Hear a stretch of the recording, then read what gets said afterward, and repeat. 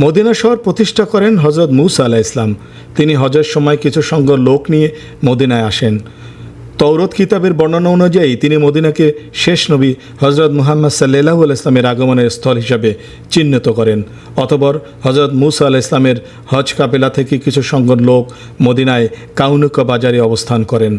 বর্তমানে এই জায়গাটি বাথা ফ্লাইওভারের নিকট। আল আউস ও খাজরাজ রাসূল সাল্লাল্লাহু আলাইহি ওয়াসাল্লামের দেয়া বংশধরগণ।